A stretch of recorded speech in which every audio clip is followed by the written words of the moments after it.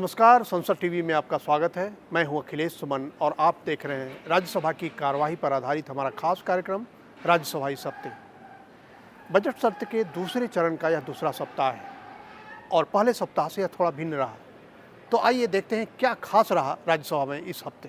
माननीय सभासदों, माननीय सभापति जी। पहले सप्ताह की तुलना में देखें तो यह सप्ताह राज्यसभा के लिए काफी रचनात्मक रहा। विपक्ष ने अपनी आवाज तो उठाई, लेकिन इतनी नहीं कि सदन की सामान्य कार्यवाही में व्यवधान पहुंचे। इसलिए राज्यसभा में सरकार ने जो भी विधेयक पारित होने के लिए रखे, वो चर्चा के साथ पारित हुए। इसमें पहला विधेयक था राष्ट्रीय खाद्य प्रौद्योगिकी उद्यमिता और प्रबंध संस्थान विधेयक 2019, जिसे उच्च सदन ने सप्ताह के पहले ही दिन सोमवार को ध्वनिमत से पारित कर दिया। विपक्ष ने इसका कोई विरोध नहीं किया और मतदान की मांग भी नहीं की। फूड प्रोसेसिंग अभी भी हमारे यहाँ एबिस्मली लो स्टेज पे है, उसके लिए क्या व्यवस्था हो सकती है ये देखें। तीसरी चीज जो मुझसे पूर्व के वक्ता ने भी कहा, मैंने भी बोर्ड ऑफ गवर्नर्स देखा सर, सीनेट तो खैर एकेडमिक है, और काउंसिल देखी, बेचारा किसान यहाँ नहीं। मैं समझता हूँ इन सारी चीजों को ध्यान में रखिए सर, और इसी बहाने किसान को बोर्ड ऑफ गवर्नर्स में लाइए। एकेडमिक इंडस्ट्री फार्मर्स कोलैबोरेशन से जो ज़्यादा से ज़्यादा काम हो सके, फार्मर्स का साथ में मिल के काम हो सके, इसलिए फार्मर का साथ में जैसा फूड प्रोसेसिंग यूनिट का लिंकअप ज़्यादा हो सके। कानून बनने के बाद इससे हरियाणा के कुंडली में स्थित राष्ट्रीय खाद्य प्रौद्योगिकी उद्यमिता और प्रबंधन संस्थान यानी NIFTEM और तमिलनाडु के तंजावुर में स्थित भारतीय खाद्य प्रसंस्करण प्रौद्योगिकी संस्थान यानी IIFPT को राष्ट्रीय महत्व के संस्थान का दर्जा मिलेगा। इससे इन संस्थानों को अपने शैक्षिक पाठ्यक्रम की रूपरेखा तैयार करने और विकसित करने के साथ साथ शैक्षिक कार्यकलापों में अनुसंधान की गतिविधियों और उसका दर्जा बढ़ाने के लिए संचालन की स्वायत्तता मिलेगी। इससे ये विश्व स्तरीय संस्थान बन सकेंगे। विधेयक पर चर्चा का जवाब देते हुए कृषि और किसान कल्याण मंत्री नरेंद्र सिंह तोमर ने कहा कि इन दो संस्थानों को राष्ट्रीय महत्व का दर्जा मिलने से किसानों को फायदा होने के साथ ही खाद्य प्रसंस्करण के क्षेत्र में निर्यात को भी बढ़ावा मिलेगा। जब इनको राष्ट्रीय महत्व का दर्जा मिल जाएगा तो ये हमारे IIT और IIM के बराबर हो जाएंगे। तो निश्चित रूप से शिक्षा से जुड़े हुए लोग, टेक्नोलॉजी से जुड़े हुए लोग और जो इस क्षेत्र में छात्र आना चाहते हैं वो सब इस पर और आकर्षित होंगे। उनके भविष्य की दृष्टि से भी ठीक होगा। और जब टेक्नोलॉजी से लैस हमारी मेन पावर खड़ी होगी तो निश्चित रूप से प्रोसेसिंग बढ़ेगी तो अंततः किसान को फ़ायदा होगा, रोजगार के अवसर सृजित होंगे और हम अपने निर्यात को भी बढ़ा सकने में सफल होंगे। इस सप्ताह गुरुवार को सरकार को बीमा संशोधन विधेयक भी पारित कराने में सफलता मिली। ये भी ध्वनिमत से पारित हुआ। विपक्ष ने विरोध तो किया, लेकिन मतदान की मांग नहीं की।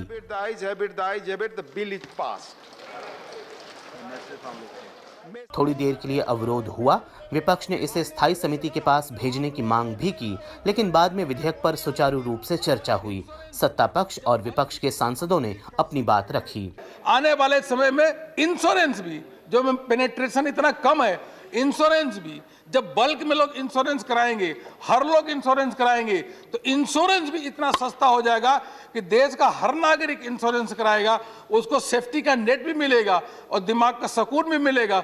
ऐसा कानून बनाएं, ऐसी नीति बनाएं जो समावेशी हो, जिसमें सब लोग शामिल हो। ये देखें कि हमारे देश का नागरिक जो पॉलिसी होल्डर है, वहाँ के कर्मचारी हैं, देश का जो पैसा है वो सुरक्षित रहे। ये हमारा सरकार से आग्रह है। The poorer people who want to save their money, hard-earned money, will resort to only insurance way, and if it is taken away from the government and given to private companies, that to the foreigners, that will not benefit the poorer mass population in our country, sir. So, sir, we are not for raising the hike, sir, but the bill has come, it is going to be passed. But will the Indian control be there is a big question. बीमा संशोधन विधेयक के जरिए बीमा क्षेत्र में FDI की सीमा को बढ़ाने का प्रावधान किया गया है। वित्त मंत्री निर्मला सीतारमण ने कहा कि बीमा क्षेत्र में प्रत्यक्ष विदेशी निवेश की सीमा 49 से बढ़ाकर 74% करने से इस क्षेत्र की कंपनियों की बढ़ती पूंजी जरूरत को पूरा करने में मदद मिलेगी। उन्होंने कहा कि बीमा क्षेत्र के नियामक ने सभी पक्षों के साथ विस्तार से विचार विमर्श के बाद इस क्षेत्र में प्रत्यक्ष विदेशी निवेश की सीमा बढ़ाने का निर्णय लिया है। उन्होंने कहा कि यह संशोधन इसलिए किया जा रहा है कि कंपनियां ये तय कर सकें कि उन्हें किस सीमा तक एफडीआई लेना है। Increasing the limit does not mean foreign investment will certainly come to that automatically to that level to all companies. Every promoter, every company will decide for themselves whether they want that kind of money, to what extent they want, and so on. So this enabling amendment is only to allow them to receive some money but not exceed 74. So it is for the companies and the promoters to decide to what extent they want that money. Rajya Sabha में इस हफ्ते medical termination of pregnancy संशोधन bill यानी गर्भ का चिकित्सीय समापन संशोधन विधेयक 2020 ध्वनिमत से पारित हुआ। इसमें गर्भपात की मंजूर सीमा को कुछ खास परिस्थितियों में वर्तमान 20 सप्ताह से बढ़ाकर 24 सप्ताह करने का प्रावधान किया गया है। इसके तहत अगर 20 हफ्ते तक गर्भपात कराना है तो एक डॉक्टर की सलाह की जरूरत होगी। इसके अलावा कुछ श्रेणी की महिलाओं को 20 से 24 हफ्ते के बीच गर्भपात कराने के लिए 2 डॉक्टरों की सलाह की जरूरत होगी। असामान्य भ्रूण यानी फीटल एबनॉर्मेलिटी के मामलों में 24 हफ्ते के बाद गर्भपात पर फैसला लेने के लिए विधेयक में राज्य स्तरीय मेडिकल बोर्ड्स के गठन का प्रावधान किया गया है। स्वास्थ्य और परिवार कल्याण मंत्री हर्षवर्धन ने विस्तार से इस विधेयक से संबंधित आशंकाओं का जवाब दिया। उन्होंने कहा कि विधेयक बनाने से पहले दुनिया के कई विकसित देशों के कानूनों का अध्ययन किया गया है। इस बारे में लोगों को कम्युनिकेशन गैप है कि ये 20 से 24 में हर एक किसी का कोई अबॉर्शन संभव है। ये सिर्फ उन गर्भवती महिलाओं के लिए है जिनके विशेष परिस्थितियां हैं, और वो विशेष परिस्थितियां ऐसी हैं कि जिनके अंदर या तो उनको लेट डायग्नोसिस हुआ, जैसे हमने कहा कि रेप के केसेस हैं, इंसेस्ट के केसेस हैं, या कोई इस तरीके से जो असाधारण परिस्थिति है उसके अंदर, और वो भी जो है उसमें 20 हफ्ते के बाद जो है दूसरा एक डॉक्टर को इसलिए इंक्लूड किया to be extra safe. Rajya Sabha ने राष्ट्रीय एलाइड और हेल्थ केयर प्रोफेशंस आयोग बिल 2020 यानी राष्ट्रीय सहबद्ध और स्वास्थ्य देखरेख वृत्ति आयोग विधेयक 2020 भी पारित किया। विधेयक में एलाइड और हेल्थ केयर प्रोफेशंस की शिक्षा और प्रैक्टिस को रेगुलेट करने का प्रावधान किया गया है। विधेयक राष्ट्रीय एलाइड और हेल्थ केयर प्रोफेशंस आयोग की स्थापना का भी प्रावधान करता है। ये आयोग एलाइड और हेल्थ केयर प्रोफेशन की हर रजिस्टर्ड श्रेणी के लिए प्रोफेशनल परिषद बनाएगा। आयोग अपने किसी भी कार्य को इस परिषद को सौंप सकता है। केंद्रीय स्वास्थ्य और परिवार कल्याण मंत्री डॉक्टर हर्षवर्धन ने विधेयक पर हुई चर्चा का जवाब दिया। Selected bodies of experts to assist the commission, and then regarding 2 years or 3 years, these will be minimal diploma/degree proper courses. Then regarding the state council, professional education is in concurrent list. Right now, no state councils. If no state body is constituted, the National Commission will not be able to function.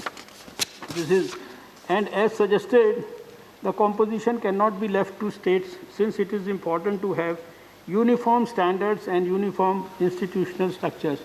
इस सप्ताह विदेश मंत्री doctor S Jaishankar ने राज्यसभा में 2 बार स्वतः स्फूर्त बयान दिया।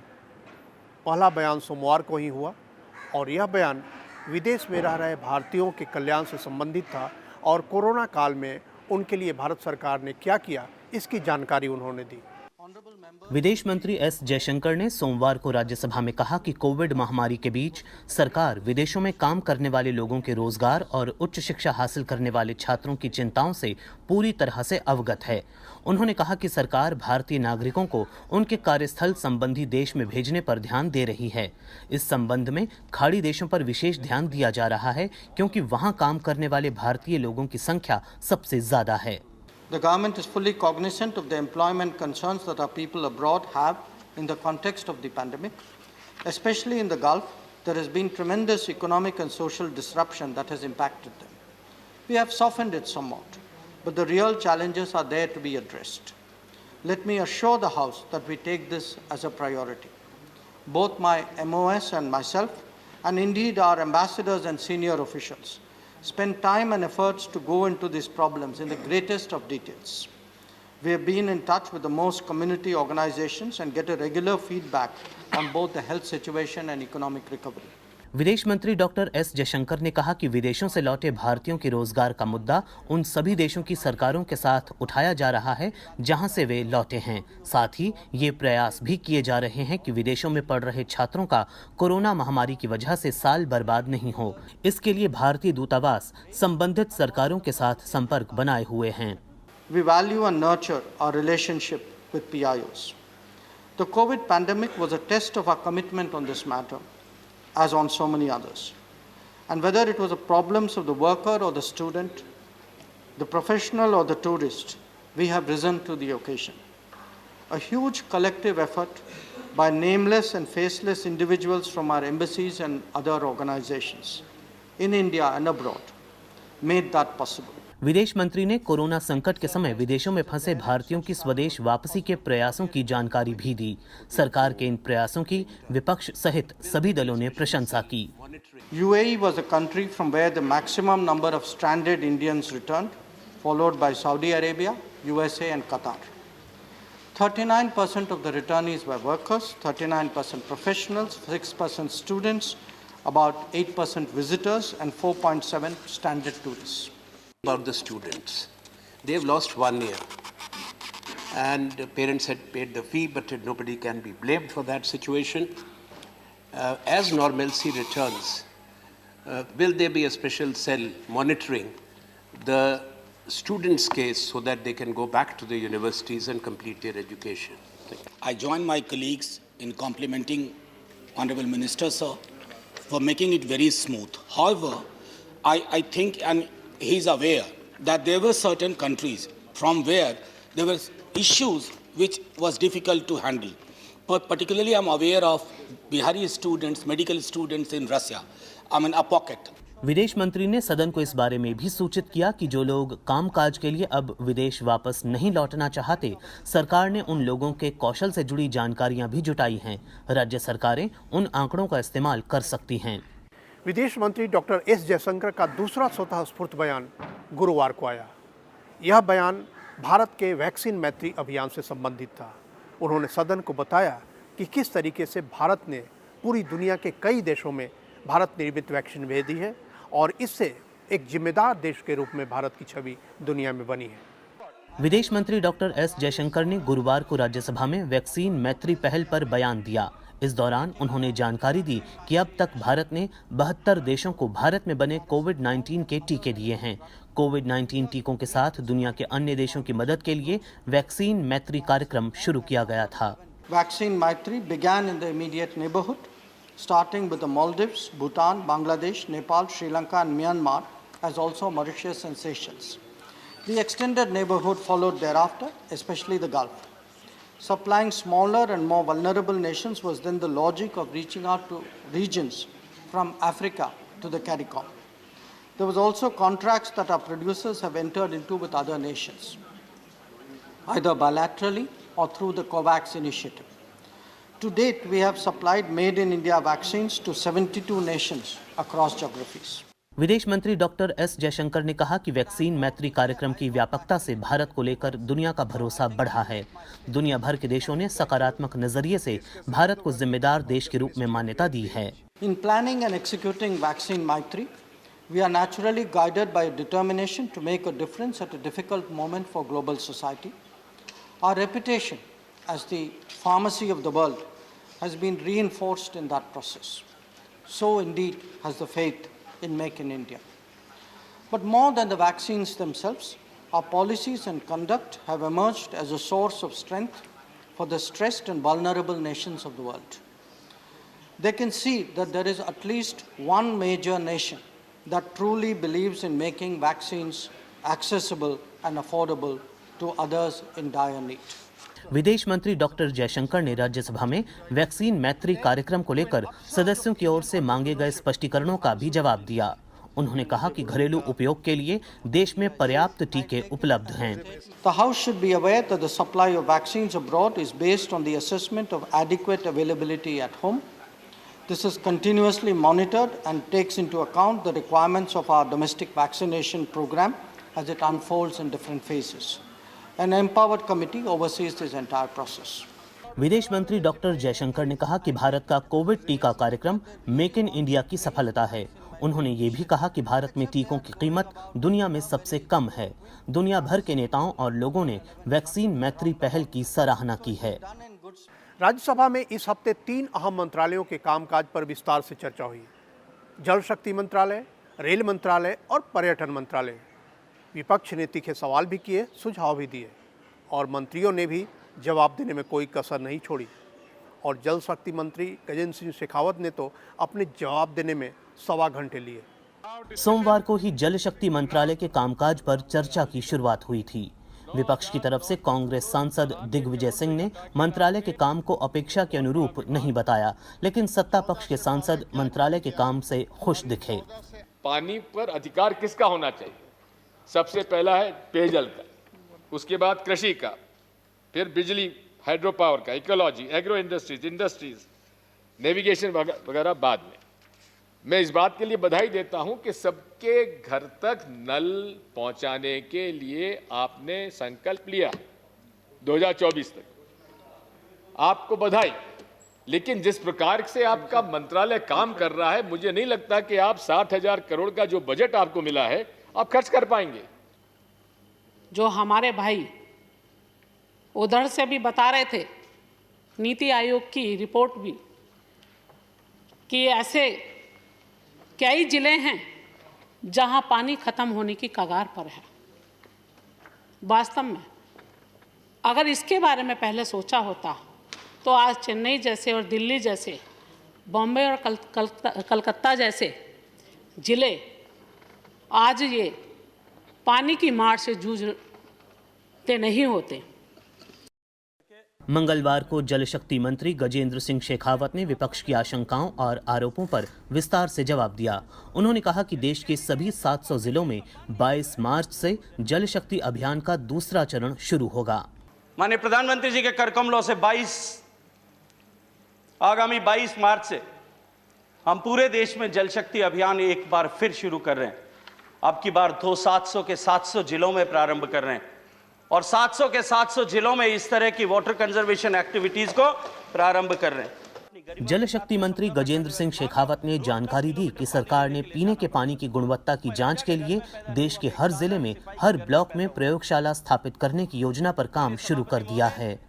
वाटर क्वालिटी के लिए एक अवेयरनेस बने, उसको लेकर के देश के प्रत्येक जिले में एक वाटर क्वालिटी टेस्टिंग लेबोरेटरी, हर ब्लॉक पर एक लेबोरेटरी और उसके साथ साथ में हर गांव में 5 महिलाओं को फील्ड टेस्टिंग किट देकर के वो वाटर क्वालिटी की, वाटर गुणवत्ता की जांच कर सकें, नित्य प्रतिदिन कर सकें।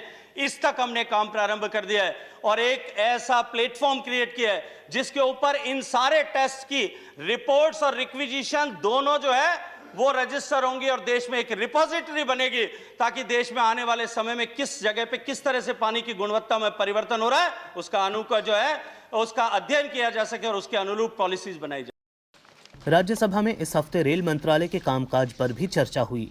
रेल मंत्री पीयूष गोयल ने रेल मंत्रालय से संबंधित सदस्यों की सारी आशंकाओं का समाधान किया। रेल मंत्री ने कहा कि रेलवे भारत की संपत्ति है और इसका कोई निजीकरण नहीं होगा। उन्होंने कहा कि विश्व स्तरीय सुविधाएं बनाने के लिए रेलवे में बड़े पैमाने पर निवेश की जरूरत है और इसी नजरिए से सरकारी के साथ साथ निजी निवेश को भी बढ़ावा दिया जा रहा है। रेलवे भारत की संपत्ति है, आगे भी रहेगी, इसका कोई निजीकरण कोई नहीं करेगा, कोई कर भी नहीं सकता। अच्छा निवेश बढ़े, निवेश ज्यादा आए और देश की सेवा करे, मैं समझता हूं उसमें सरकार भी अपना पैसा डाल रही है और जैसा मैंने बताया पहले के निस्बत आज 5 गुना सरकार निवेश कर रही है, लेकिन आवश्यकता है तो उससे कई ज्यादा बढ़ी है। और नेशनल रेल प्लान को जब हम देखते हैं तो 3 और डेडिकेटेड फ्रेट कॉरिडोर की आवश्यकता दिखती है। उसमें निवेश लगेगा हजारों करोड़ का, लाखों करोड़ का। विपक्ष के सदस्यों ने चर्चा के दौरान काफी तीखे सवाल उठाए थे। पर तत्कालीन केंद्र सरकार द्वारा रेलवे के जो प्रोजेक्ट स्वीकृत किए गए तथा जिनके कार्य आज बीच में रुके पड़े हैं और इनकी लागत भी बढ़ती जा रही है, तो इन सभी रेलवे प्रोजेक्ट को प्राथमिकता देकर धन का आवंटित करें और उन्हें पूरा करने में सहयोग दें। शुक्रवार को राज्यसभा में पर्यटन मंत्रालय के कामकाज पर चर्चा हुई। विपक्षी सांसदों ने मंत्रालय पर पिछले साल के बजट प्रावधानों को भी खर्च नहीं कर पाने का आरोप लगाया। हालांकि सत्ता पक्ष के सांसदों ने कोविड महामारी के बावजूद पर्यटन को बढ़ावा देने के लिए मंत्रालय के कार्यों की सराहना की। विपक्षी सांसदों का कहना था कि कोविड-19 महामारी का असर पर्यटन के क्षेत्र पर भी पड़ा, लेकिन इस विभाग को केंद्र सरकार से बजट के जरिए जितना सहयोग मिलना चाहिए था वो नहीं मिला। वहीं सत्ता पक्ष के सदस्यों ने इन आरोपों को नकारते हुए कहा कि कोविड-19 से उबरने के भारत के प्रयासों से देश में पर्यटन उद्योग के हालात बदल रहे हैं। साथ ही तमाम सदस्यों ने पर्यटन उद्योग की मजबूती के लिए अपने अपने सुझाव भी दिए। NITI Aayog has suggested foreign tourists, which are at only 1.23%, may be increased to 3%. You are spending 80 crores on promotion, but Niti Aayog says the staff is not fully equipped adequately to really support the promotion. So that has to be looked into, sir. Covid बीता है, पूरा संसार इससे परेशान हो गया था, लेकिन उसके बावजूद भी पूरे सदन को इस बात की सराहना करनी चाहिए कि आदरणीय प्रधानमंत्री नरेंद्र मोदी जी ने जिस प्रकार से त्वरित गति से कार्यवाही किया कि आज भारत उससे उबर चुका है और दूसरे देशों से भी लोग वहां अपने को कोविड से भी बचाने के लिए भारत आकर करके टूरिज्म को बढ़ावा दे रहे हैं। यह हमारी सबसे बड़ी उपलब्धि रही। Government has announced some new scheme. Some of them are under the review of the Prime Minister office itself. The important programs. The example, sir, Swadesh Darshan scheme sanctioned 76 projects in 2014 and 15, but till now only 9 projects have been completed. Another 67 projects are still pending.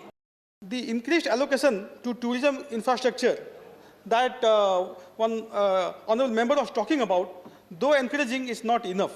It's not even 1,000 crore. We need substantially more than that. पर्यटन मंत्री प्रहलाद पटेल ने विस्तार से सदस्यों की चिंताओं का जवाब दिया। उन्होंने कहा कि कोरोना महामारी ने पर्यटन उद्योग को बदल कर रख दिया, लेकिन सरकार के प्रयासों से हालात धीरे धीरे सुधर रहे हैं। उन्होंने कहा कि कोरोना महामारी के चलते पर्यटन उद्योग 1 साल तक शून्य में रहने के बावजूद सरकार 2024 तक विदेशी पर्यटकों की संख्या दोगुनी करने के लक्ष्य को हासिल करके रहेगी। उन्होंने कहा कि देश के सामने जल्द ही एक राष्ट्रीय पर्यटन नीति आएगी। प्रस्तावित पर्यटन नीति को सभी राज्यों और सारे हितधारकों को भेज दिया गया है। और टूरिज्म पॉलिसी हमने सारे राज्यों को पहुंचाई है, सारे स्टेक होल्डर्स को पहुंचाई है। 1 महीने के आसपास हो गया है। बहुत जल्दी हमारी कोशिश होगी, क्योंकि लगातार जो प्रश्न उठते हैं उसी बात पर उठते हैं कि अगर टूरिज्म पॉलिसी बनेगी कि नहीं बनेगी। पर मुझे लगता है कि इस बदलाव के बाद जो पॉलिसी बनेगी वो दुनिया में वही स्थान प्राप्त करने के लिए बनेगी जो भारत का लक्ष्य है। और हम पूरा विश्वास करते हैं कि 2014 में हम 65वें स्थान से 5 वर्षों में 34वें स्थान पर आए थे। हमारी यात्रा 34 में से 1 नंबर की जानी थी। 1 वर्ष 0 वर्ष हो गया, लेकिन उपसभापति जी, मेरा भरोसा है देश की जनता पर, यहाँ की संस्कृति पर, यहाँ के मूल्यों पर, हमारे देश के नेतृत्व पर कि मैं आंकड़ा बदलूंगा नहीं। जो लक्ष्य हमने तय किया है 2024 में वो प्राप्त करेंगे। इस सप्ताह नेता विपक्ष मल्लिकार्जुन खड़गे ने भी सरकार को कई बार आड़े हाथों लिया। खासकर बीमा संशोधन विधेयक पर उन्होंने सरकार की खासी आलोचना की। बेचो बेचो बेचो है उनका काम, इसीलिए आत्म तो ये सब करने की कोशिश कर रहे हैं, इसलिए वो बुलडोज करना चाहते हैं। हम ये चाहेंगे, हमारी बात हम रखेंगे, चर्चा करेंगे, लेकिन ये जो बुलडोज करने का सिस्टम है ये बंद होना चाहिए। राज्यसभा के सभापति एम वेंकैया नायडू ने सदस्यों से सदन की उत्पादकता और प्रभावकारिता बढ़ाने की अपील की। उन्होंने कहा कि सदस्यों को शून्यकाल के दौरान जनहित से जुड़े महत्वपूर्ण मुद्दों को उठाते समय आरोप प्रत्यारोप से बचना चाहिए। सभापति ने अनुमति के बिना सदन की कार्यवाही के दौरान बार-बार टिप्पणी करने की भी निंदा की। I only suggest to the members, please see to it that your issues, 0-hour issues, are issues of a larger public interest and then current in nature and also on a specific issue. The second one is that we have seen today also in an area, some members tend to drag governments and then make criticism and all. What I am saying is, you can definitely refer to an incident, but making allegation against state government which is not here to defend, against even central government because we have not given to particular minister or concerned to respond here, is not going to serve any problem. And the third issue I would like to tell the members is, some members are developing a habit of making running commentary while sitting. That also is not going to serve any problem. Any solution can be found only if you bring it through proper system to the notice of the chairman. And chairman, if he thinks it fit, it is appropriate to accept that, permission will be given. सभापति M Venkaiah Naidu ने सदस्यों से corona महामारी से भी बचने के लिए सभी उपायों को करने की अपील की। In view of the reports coming from certain states that this virus pandemic is spreading, so I only appeal to all the members of parliament who are here, who are there in their respective fields, to be extra careful. I know that you are all public representatives, you can't live in isolation. But at the same time, while dealing with people, meeting them, or going to the constituency or areas, be careful, follow strictly the advice given by the Health Ministry and Home Ministry, central government, as well as the guidelines issued by the state governments concerned from time to time, and see to it that they are implemented. इस सप्ताह प्रश्नकाल और शून्यकाल में सदस्यों ने जनहित से जुड़े मुद्दे उठाए, लेकिन व्यस्तता की वजह से शुक्रवार को गैर सरकारी कामकाज स्थगित रहा। इंटर पार्लियामेंट्री यूनियन के अध्यक्ष दुआर्ते पचेको इस सप्ताह राज्यसभा के मुख्य आकर्षण बने। राज्यसभा की विशिष्ट गैलरी से उन्होंने राज्यसभा के कामकाज का अवलोकन किया, बहस को सुना, सभापति एम वेंकैया नायडू से मिले, उपसभापति हरिवंश से उनकी मुलाकात हुई और महासचिव देश दीपक वर्मा भी उनसे मिले। तो ऐसा रहा राज्यसभा इस हफ्ते। कैमरा पर्सन राज ठाकुर, सहायक लवकुश के साथ संसद टीवी के लिए मैं अखिलेश सुमन।